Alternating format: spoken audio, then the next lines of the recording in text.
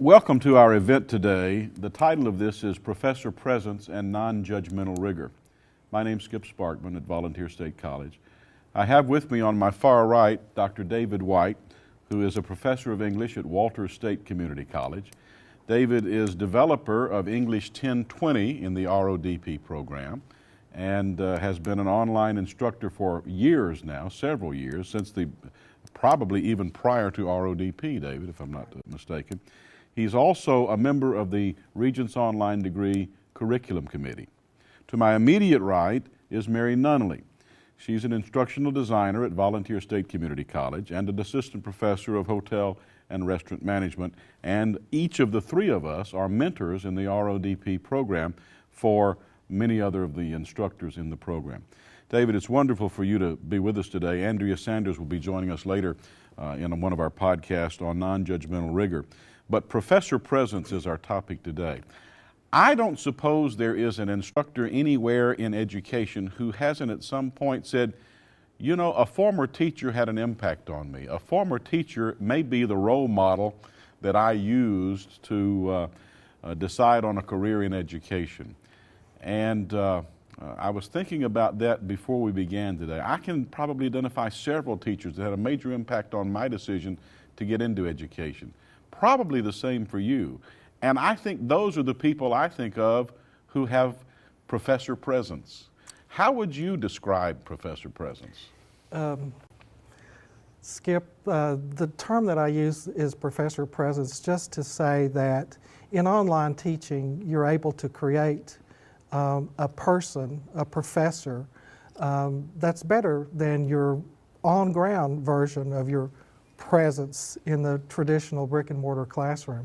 So it's be all you want to be, huh? It can be all you want to be. It takes a while to develop. I think most of us who've taught on ground in the traditional brick-and-mortar classroom have the experience of teaching a class, developing a class, getting it going. We teach it again, we teach it a third or fourth. By the time we teach it 5, 6, 7 times, we really come to be able to go in and give lecture 37 over and over again. It's a performance that we're able to pull out of our hat. We get it down to sometimes sort of a routine, and we get to know the pauses that we need to give inside the classroom. We know the kinds of things that we can say that will elicit student input and discussions and so on and so forth. And as we keep working on that, we've become more and more polished in our presence inside the regular traditional brick and mortar classroom. But when you switch over to teach online, you find that teaching online is a very different medium. And when you switch over to teach online, when you begin to do that, you really see that there are new possibilities, and it is a different medium. And the different medium brings out different things for us as professors. And so as we teach and begin to teach online, we're oftentimes concerned about how do I do this, or I don't know how to do that, or what's HTML, or what do you mean by that third-party vendor software? I thought I was going to teach a class. And so as you begin working with those sorts of things and you get that sort of under control, I think, at least for me, my attention shifted to, let me think about myself as a more polished performer like I did in the classroom. But online is different in the sense that you develop a course, you put in lectures inside what might be a course content or a course module, and you get those things sort of under control. You get testing under control and under your belt, and class discussions work so much better. And then you have a little time to start thinking about, how do I come across to my students? And is that something I can consciously control? And in the same way that you do that in the same way that you do when you've been teaching for a while in the regular brick and mortar classroom. So by the time you're teaching 5 or 6 or 7 years in the online environment, you start thinking about issues other than just the simple technology. And you start thinking about issues of, how do I come across to my students? Am I the best kind of professor that I can be? What sort of tricks do I have at my disposal that can make for a better classroom? Okay. Well, Dave, you've made it very clear that teaching online, teaching in the traditional classroom are different. What about learning? Do you think there's a fundamental difference between learning online and learning in that traditional brick and mortar classroom? Absolutely. Okay. I really think, having dealt with the online classroom for quite a while now, that when we get the right learner with online, making sure that there's a mesh there, and there does need to be some prior issues taken care of before the student comes into the online classroom. Does he know how to email? Does he have some basic competencies? Is he motivated and self-disciplined enough in order to carry out the projects, the assignments of the classroom without somebody standing in the front of the room each Monday for him? After we get to that point, then yes, I think that learning online is fundamentally different for the students.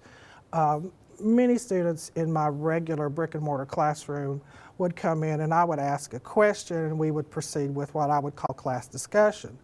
And I would have 4 or 5 students who contributed brilliant contributions to the discussion. Woe to all of us on that day when they weren't there.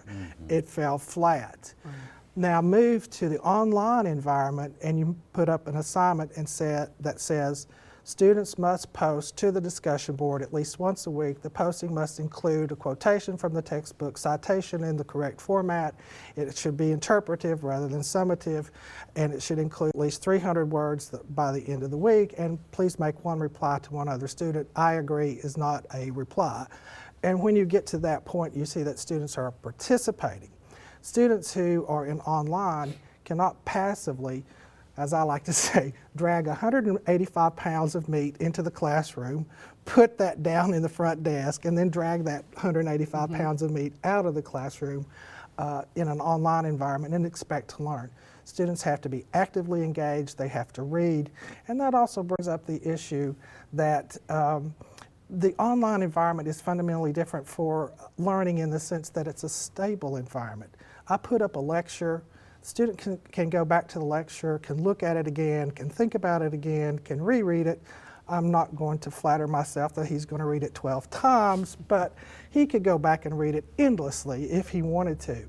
However, in the regular traditional classroom, student comes in, listens to what teacher says, takes a couple of notes, may look over to see what someone else has written, takes a couple of notes, then goes out of the classroom. What's left of the lecture in the regular brick and mortar classroom is the notes. Now, in online learning, learning is not mediated by student notes. Learning is there. Learning has to be active. The student has to go in. The student has to do. So it's much more active. And I do say to people who will listen that it's much broader learning, much deeper learning, and much more complex. Again, with the proviso that we have the right student inside that classroom. Dave, I've from time to time visited with faculty members who have focused primarily on the face-to-face classroom setting, and I've said to them this: I sometimes get to know my students in a deeper fashion in the online environment than I do in the classroom environment, and they look at me with a little glimpse of surprise there. But I tell them, in the face-to-face classroom experience, there will be, in today's hectic schedule, about 70% of those students who are there for class time only, because not that they don't want to spend more time with the instructor, they have to go. They have family obligations, they have work obligations, and there'll be 3 or 4 students who will hang around, and you get to visit and you get to know those students. Right. In the online environment, I feel like I get to know each of those students a little more deeper, simply because they're able to express themselves to me and post discussions and send emails on a schedule that fits their lifestyle. Well, that is the promise of asynchronous learning. I think most online learning today, at least, is asynchronous, and that is that people learn, they have the time to mesh their schedule of learning, studying, writing, reading with their schedule that they have in the real life that they have. And I agree with you entirely about getting to know your students better in the online environment than you ever do in the on-ground environment. Students do have time and leisure to compose a nice, long introduction of self. Technically, I tell my students, compose it in Word, highlight, copy, post to discussion board, click on, right-click, paste, and so I see a much more reflective sort of introduction of self. And if I could, for just a minute, I'd like to go off on that and say, just this week, a student of mine, I had a little question about whether he was actually the student doing the work that I was seeing, although those of us like myself who teach English feel that we really understand voice inside the writing, so we really don't worry about plagiarism, etc., except when that voice that we talk about is not there in the writing. And this Garland is his name. Garland had given me wonderful postings, enormous amount of discussions. I asked for 300 words. He probably gave me 3,000 a week, in-depth, analytical, interpretive, correct format, flawless grammar. He did that week after week after week, essay after essay after essay. And I thought, absent a retinal scan, do I know that Garland is Garland and Garland is doing Garland's work? So I asked the question, email, you did a really nice job in X work. I was really surprised at the depth of analysis, and I really commend you on how well you've done throughout the course. Would you tell me a little bit more about yourself? I know that. Then I proceeded to talk about the things that I knew about him. And Garland gave me 3,000 words 2 weeks later about his history of being in parochial schools and being the son of a quite wealthy family, and he had been ostracized by the family for misdeeds, and now he's 42 and he's living in the hills of East Tennessee. He has no access to a computer, but he comes to the branch campus in Greenville, and he proceeded to tell me personal issues and so on and so forth. Garland will stick with me for the rest of my life. Garland. I will know Garland. You will always remember Garland. Exactly. And going back to what we said a little off camera earlier, how small life is, how small the world is. One of the director of the center in that campus had asked me to come and do some training for teachers who were moving to online. And so I was in the room. It was a very small classroom or lab situation. Faculty members were there, scrawled on a chalkboard. Remember chalk? Remember chalkboards? Scrawled on the chalkboard was, "Lab is closed for faculty training." And in the middle of the training, a young man walks in expecting the lab to be open, and under his arm is the textbook for the class that I teach. And I know that the class that I teach online that semester is offered at our college only online that semester because it doesn't conflict with the on-ground versions of that class. So anyone who has under his arm the textbook for my class has to be taking my class online. So he walked in and I said, "Garland?" Yes. Wow. So the one day, the entire semester, I had been at this campus. That's there phenomenal. it was. Get to meet the student. You've made mention a couple of times in our discussion already about the student in the online course who is the right student for online learning. How do you handle a student who is not ready to handle the content in an online course? Well, let me first address that issue by backing up and saying there are some things that I don't think we can address. If the student is not motivated, if the student is not self-directed, if the student is not the kind of person who can forge ahead on his own, put himself on a schedule to do and so on, quite frankly, I don't think I can change that. I can encourage that, and I can encourage the kind of behaviors that I think are symptomatic of motivation, self-direction, and self-discipline. But I don't really think I can make a huge change in an adult who comes to me with those sorts of motivations and intentions. However, that student who does come to me in online with a good self-discipline, motivated, wants to learn, I can really do much more with him or her online than I ever could on ground. Back in the old brick and mortar days, if I wanted to show students how to go back and understand how to do something that they were supposed to already know. Let me take my discipline, for example. If I were teaching a sophomore literature class, the students had to have 2 semesters of freshman composition before they came into the class as a prerequisite. So I would assume that students knew how to do certain things.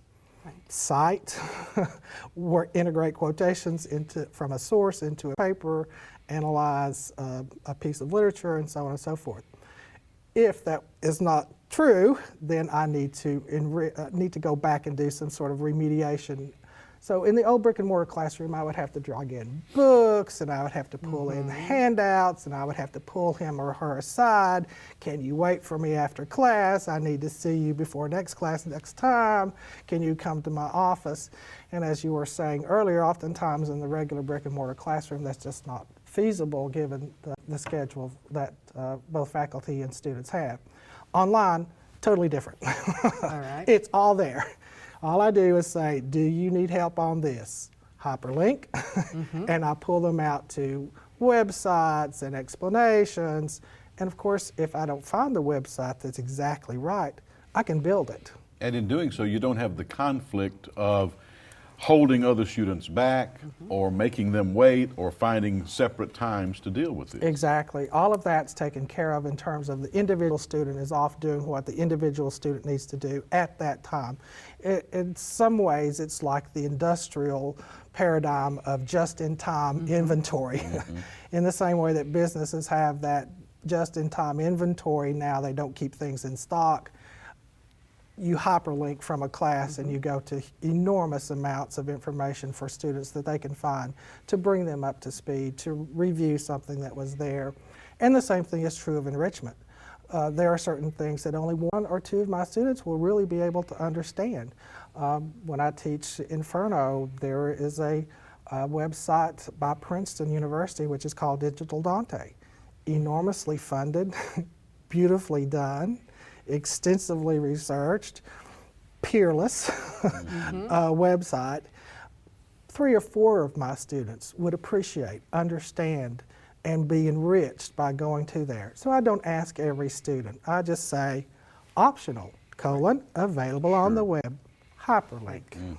And also, in addition to remediation, prevent some embarrassment for students that perhaps are shy to ask a question, or they're embarrassed because they forgot something. They may have been an A student, so it avoids some of that or that peer pressure in the physical classroom. Exactly, and it also the back talk that you have in an online class enables that to happen. If I send an email to Susie, nobody else knows that I sent an email to Susie. Right. However, if I'm in the regular brick and mortar classroom, everybody sees our conversation. They may not know what the content is, but they'll see whether we're happy or sad as we They'll know talk. that Susie's been picked out of the crowd. Even if you say, could you see me after class for a second, there's still some... There's a stigma attached. right. It's like being called to the principal's office. Nobody wants to be called to the principal's office. Everybody wants to look like everybody else. No one wants to be a special student. But in online, all of that is back talk. And all of that goes on flawlessly, seamlessly, while instruction takes place elsewhere. Excellent. Well, you've talked a lot about the seamless transition, the benefits to the students. You've been teaching online since 1999. Have you seen any changes in your own teaching? Yes, absolutely. When I talk to folks about those kinds of changes that have come along to me, I like to talk about 2 things of outward show that show me that those things have come about. But I've become much more reflective. I have much more time now. I'm not tyrannized by waiting for 10:15. Is it 10:13 or is it 10:19? Am I late? Do I have time to think about my next place to be? With teaching online, the schedule is back in my corner in the same way it is for students. They can learn at the time of day or the day of the week, as long as due dates and deadlines are met. That's most beneficial to them. And in the same way for me, I have now sections of 3, 4, 5 hours to think and to plan and to work with student papers and to think about improving my class. So I've become much more reflective, I think, about the experience that students have. I think I've become a much better professor. I think I'm a much better professor online than I ever was a professor in the brick and mortar classroom. I really think I'm transformed by using the online environment. Two pieces of information that tell me about that change inside myself is I had a colleague who came down the hall one day, and I do still go to the hall, to the office, the brick and mortar office, and she said, "I had a dream about you, Dave, and in the dream you were just sitting back with your cup of coffee," and she was saying, "I am so frantically rushing and trying to do these things, and you're just content." And I said, "Carla, this is what your dream meant, Carla. Your dream meant you're in the right place. You're a young faculty member. You're working for promotion. You're working for tenure. You're working for your professionalism and your career. You're working. That's exactly what you need to do. But I am content. I am happy. I'm much better professor, much better professional inside the online classroom." So that was the dream that showed to me that these changes had taken place in me, and some people had recognized it. The other piece of evidence that I offer that I've undergone a sort of a radical shift, a transformation, is that about 4 or 5 years ago, I went to the chair of my department and I said, "Jim, I have a file cabinet and I don't need it anymore." It was a very nice file cabinet. This is the status symbol for professors, you know. It wasn't this kind, it was this kind. Nice, yes. So as I moved to online, everything was electronic. And as I have been putting more and more things inside online learning, everything is now in my jump drive, and so my life is inside the jump drive and in the servers and in the WebCT instead of courses. that file cabinet. So the file cabinet could go. So those two things show me that there's an inward change. Those are the outward signs of that inward change. So yes, I think I've become much more deliberative, much more reflective, a much better person, much better professor online, and a nicer person. Let me follow up on that for a second. If in fact this professor presence has evolved for you in the online environment, how does that make you change your teaching style in the brick and mortar classroom when and if you go back there? I hope I never go back. Well, that's a good answer. But there are other faculty members who like to go there some. And you do they training like, as well, and that's a type they of like teaching. to merge the two. I understand, absolutely. There was a time when I was all online, and there was a change at my institution, and I had to go back and pick up a classroom in the regular brick and mortar. And it did change some of the things I did. I'm an English professor, so I deal with papers. The big change in my on-ground class was that papers were no longer papers. I graded electronically, and all of that went into the old online version of the class. And I think it did give me a much more communication with students when I was in the regular on-ground classroom after being in an online classroom. Much more instantaneous. We didn't have to wait till next class time to clear up a confusion. I never took a paper. I never took a handout into the classroom. I never took a syllabus into the classroom. It was all up there in our online companion site for our on-ground classroom. So it made some changes there too. I forgot your question. Well, it was, going just back into the classroom and how it changed you. So yes, going back into the classroom, I was different for my on-ground version, and I think I was a better man for it. I think I was a better professor there for it also. Along those lines too, you talk about revising classes and making them better. Now that you've taught online for several years, what changes do you see in the classroom, for lack of a better term, that you've made, and how do you continually develop or look at that class? My online classes now are, they're a little distant from me in the sense that I am not the classroom. When I was in brick and mortar classroom, I was the classroom. I was on a stage. I was performing. And I might give a bad performance one day and a better one the next day. When you have online, it's an object, and that object can be revised. Just as you have a paper that has a rough draft to it, and then another draft, and another draft, and another draft, my online classes are up there in my files. And my HTML files are given to revision. I can revise that. So they are capable of being endlessly revised. So I think I have a better classroom now online than I had when I first began. Also, the other thing that I have done is I have given my class to other faculty members. In the regular on-ground classrooms, or back in the days when I began teaching, and there was no other classroom other than on-ground, maybe a couple of videotapes here or there, you, as a young professor, you might hope to aspire to the syllabus of one of the old hands, or you might hope that he or she would allow you to adapt the handout that they had on Faulkner, or might pick up a trick that that person has. Now I give my entire class to other faculty members.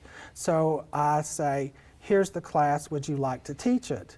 And I developed it. I can instantly import, backup, import, plug it in, change the name, you're ready to go. So they're not teaching from my syllabus, they're not teaching from my handout, they are teaching my entire class. It's a whole thing that I've given over to them. And when you move to that sort of model, when that happens, just as it happens in RODP with master copy, sectional faculty, you get input from people about the class. One person said, this assignment right here is a leap from that last assignment, and before we take the paper, I would really like for us to do Y. Yeah, you're right. Now how can we do that? So that collaboration that takes place really takes place on a very deep level. It takes place on a very detailed level, and it's very hands-on. Even though it's electronic, it's very hands-on about the exact instruction, assignments, and so on. So that has taken place with me, and that's really given me a little distance to know that I'm not my class is not me, but I can look at the class because it's out here, and so can other people. And as those other perspectives keep coming into the class, and other people with other stances on instruction and English and so on talk with me, I have a better informed, more privileged, if you like, position of looking on my class and seeing how it works. Let me follow up on that for a second. Since 1999, have you had to deal with the emotional ownership of that class? In other words, was it difficult for you first to give other people your class to teach? Well, mostly the emotional component was fright. Okay. It's like having 12 people in your brick and mortar classroom lined up across the back with camcorders and notepads and thinking, how am I doing this moment? How am I doing this moment? I'm not really sure. So it does have a lot of emotional investment to it. And you've also, if you've developed your course and you've worked on it since 1999 or since the last 3 years or even the last 1 year, you really feel, I've really got a lot of investment, energy, time, effort, thinking, reflection, doing, learning some new technologies and so on. Am I ready to hand this over? And it does take a leap of faith to say, I think I will be okay. On the other side of this river, the river is called giving up control of my class to someone else. Do I have the faith down here to pull that out and stand naked professionally in front of other folks? Now let me approach it from the standpoint of those other faculty members using, quote, your class. Are they able to establish their professor presence in your class? If they want to. If they want to. And that will take an effort, will it not? It will take an effort. A lot of, I don't want to pick on administrators, but a lot of administrators think that when we build these classes and hand them off to be taught by somebody else, that it's a machine, that you wind it up and then you hand it to some other person and then to another person, and it's the first day of class and you hit start, and it goes. It doesn't work like that. That's not how it happens. They're not off-the-shelf products. They're not off-the-shelf products. They're not automatons. They're not self-contained universes. They are things that have been developed that might help somebody in teaching. And even though it's the entire course, it can still be ruined, sabotaged, wrecked, or improved, by someone else teaching. And my experience has been mostly that it is improved by having somebody else teach it. But you have to have the dialogue surrounding the class. The open communication has to be there between developer and user. I've done that several times in RODP. I keep a list each semester of everybody who's teaching my class, a distribution list, send out emails, and I usually title the email Error Number 12. Good way to do it. Send it out. Error Number 35. And of course they will all talk back to me collegially, could we do this? And I say, that sounds fine if that's what you want to do in your classroom. I'm not sure I want to do it now, but I might do it next semester. And if we did that, what would it take to do that? And it's that developing, following through, making new HTML pages and setting up new assignments. That's the tough part of giving energy to it, of planning and designing and carrying it out. But it also sounds like the students, because of this process, end up with a much better course if it's well designed than in the face-to-face classroom or traditional brick and mortar when you don't necessarily get that feedback. So you think you're giving a great performance, but you really don't know if you are. You're absolutely right. So it's a struggle, I think, for the profession to deal with assessment and evaluation, ongoing continuous improvement of online instruction.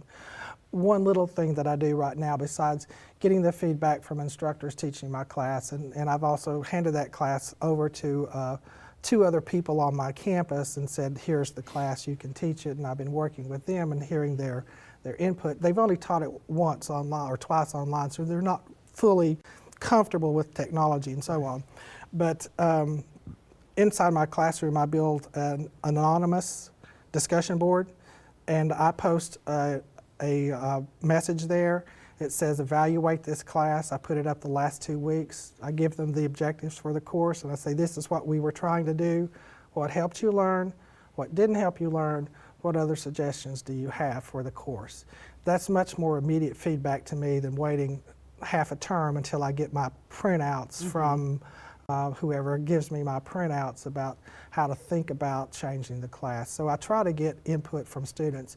Also, you usually have a frontiersman in your class who is going ahead of the pack, who is scout. Right. Yes, exactly. And I will find that person because he or she would say, can I go ahead? It's not time to do X, but I would like to do. Is that okay with you? And I would say, sure, fine. Just know that I'm not going to release the test until X day or so on and so forth. But if you'd like to work ahead, that's fine with me. And so then I go back and, again, in the back talk that nobody sees, and I say, if you find a link that's broken, if you find a page that is mistitled, if you find something wrong, if you see a misspelled word, please let me know, and I'd appreciate it. So I try to get the feedback from the students in an informal way, and from the scout student. Also, one of the things we did at Walter State recently was to have a panel of students who were online students, and we asked them to come in and talk to faculty about what they liked online, what they didn't like online, and what they would like the online professor to be. It was very, very informative to us, and what we found was that students want immediate contact with faculty member, defined as at least within 24 hours. How prescient of RODP. That's right. They wanted a replete class. The class is fully developed when they come in. They want an alternate way of communicating with the professor just in case their course management system is down, an emergency phone number, a secretary's telephone number, a college email, an outside email, and they wanted the professor to be just as firm with just as high standards in the online classroom as those firm, demanding professors are in that on ground. Right. Not that they're expected to do something that's totally outside their capabilities, but that deadlines are firm and we will do this. We're not going to change things in the middle of the street. Right, so fair but firm and consistent. Yeah, exactly. Surprise. Right, but it's good to hear it from the students. Right, it was very revealing to a lot of the faculty members who are just now beginning to teach online, because they thought, I don't know what this thing is called online. Right. I don't know how to respond to it. I know how to build a class on ground, but what do I Right, do, what do I do over here electronically? online? Our students so much different online that I don't know my audience. But they gave us the same sort of answers, that if you stopped and thought about what students do and what their life is like, it pretty well communicate, standards, let us know exactly what you want us to do, we'll do it. Dave, you've already talked some about other people teaching your course, the course you developed, and standing back from it. Expand on that some for me. When I develop a course and I send it off into the world, other people talk to me about how the course went for them, how the course went for their students, and it really gives me a better perspective about the course and about possible course improvements and changes to the course that I can make, or that we can make, or that they can make in their own classrooms, their own versions of that course. That's really been a key part for me as in my own development as a faculty member and as a designer of online courses. That is, it lets me get a little distance from my class. It lets me think about my class in a little bit better way than I have before. When I'm in the classroom and someone coughs in the regular brick and mortar classroom, I have to attend to it. If someone comes in late and says, oh, was there anything due yesterday, or will we do anything important tomorrow's class? Those things take me away from my central focus. But having the classroom as an object, that is, it's an electronic reality. Even though it's virtual, it is electronic reality, and it is a thing that can be contemplated.